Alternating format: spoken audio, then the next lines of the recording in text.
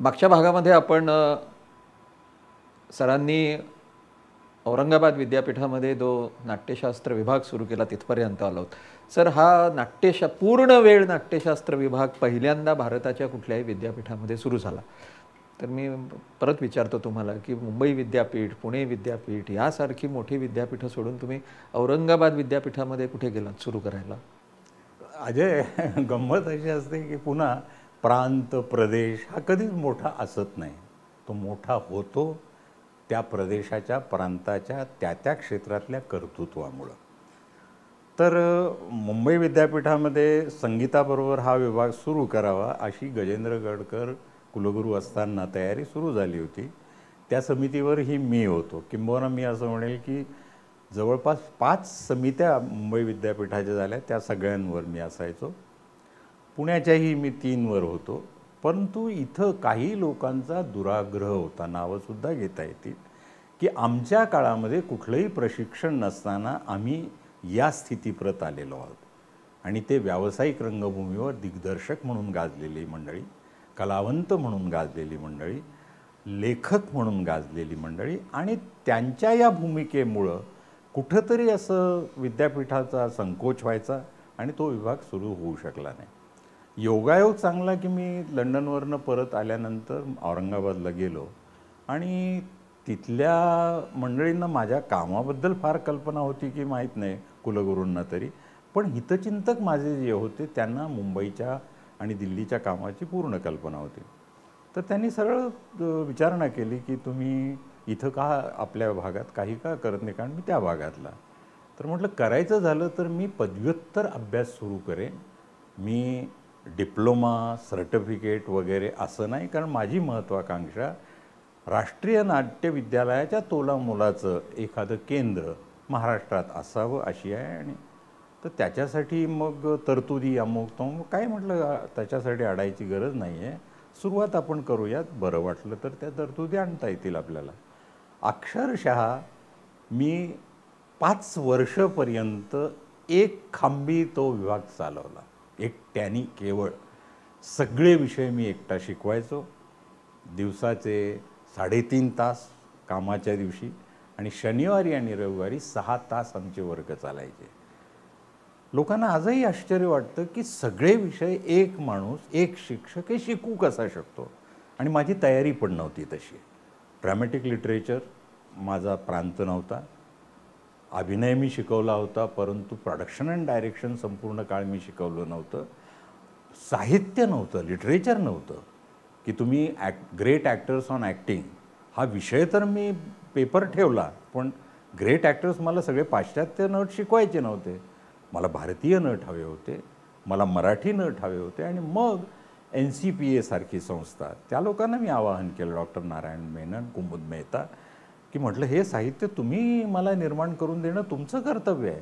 आणि अक्षरशः मासिकांमधनं लेख आणून विद्यार्थ्यांबरोबर शेअर करून आम्ही या कलावंतांच्या अभिनयाच्या शैलींचा शोध घेण्याचा प्रयत्न केला. तिथं लोकनाट्य हे स्पेशलायझेशन भारतात कुठंही नाही आहे विद्यापीठात, ते आम्ही औरंगाबादला सुरू केलं. त्याचेही पुन्हा शिकवण्यासाठी विद्यापीठी पातळीवर पुस्तकं नाही, सामग्री नाही, तीही विद्यार्थ्यांसोबत आम्ही निर्माण केली. बालनाट्यावर स्पेशलायझेशन कुठंच नाही, तेही आम्ही तिथं निर्माण केलं.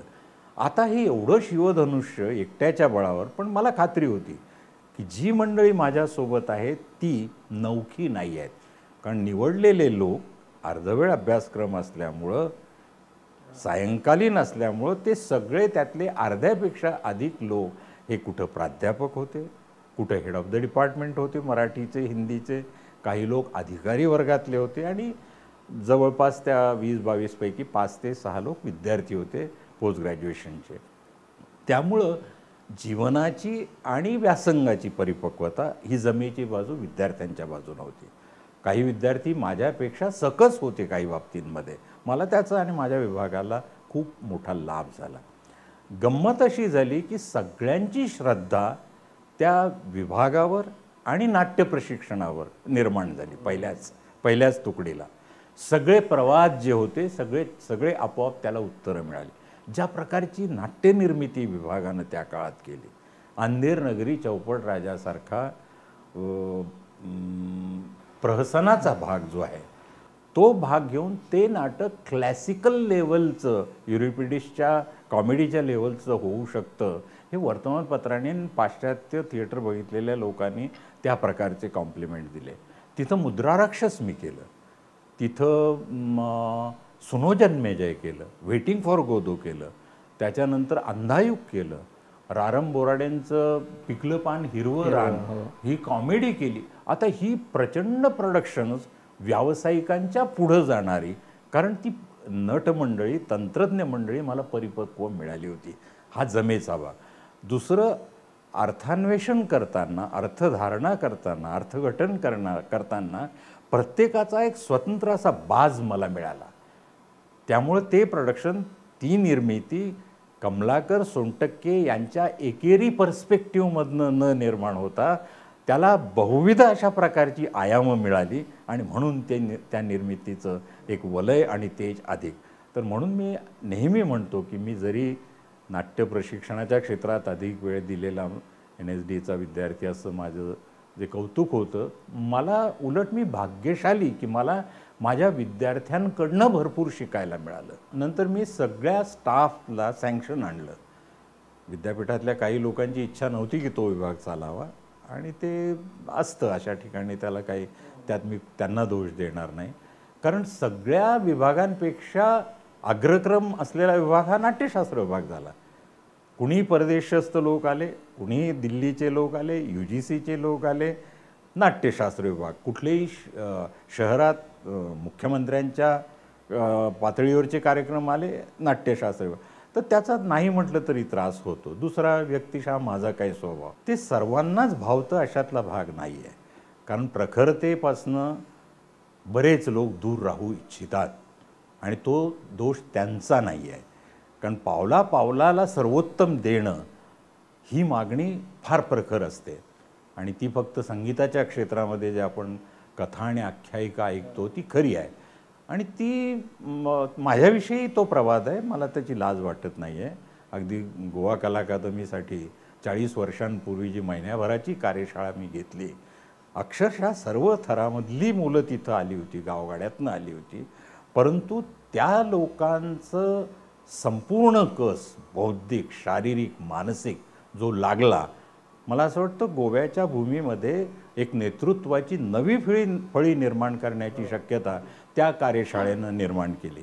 त्या काळात कार्यरत असलेली रंगभूमीवरची हौशी आणि प्रायोगिक रंगभूमीवरची तुमच्यासारखी मंडळी जरी प्रत्यक्ष विद्यार्थी म्हणून दाखल झाले नसले तरी ते अप्रत्यक्षपणे त्याचे लाभार्थी झाले, त्याला मदत करते झाले आणि त्यांना त्याची जाणीव त्या ठिकाणी निर्माण झाली. सर, राजीव गांधी पंतप्रधान असताना आत्ता जी झोनल कल्चरल सेंटर्स आहेत, हां म्हणजे काय रिजनल झोनल कल्चरल सेंटर, सांस्कृतिक केंद्र, विभागीय सांस्कृतिक केंद्र, ती स्थापन करायची कल्पना त्यांच्या डोक्यामधनं ज्यावेळी आली किंवा कोणाच्या डोक्यामधनं मला माहीत नाही, पण त्यावेळेला ते सगळं स्थापन करण्यासाठी राजीव गांधी आणि मला वाटतं त्यांचे त्यावेळेला प्रायव्हेट सेक्रेटरी मणिशंकर अय्यर होते, त्यांनी तुम्हाला बोलावलं होतं आणि तुम्ही याच्यावरती सगळं काम करून ही आज जी झोनल सेंटर्स आहेत ती तुम्ही स्थापन केली.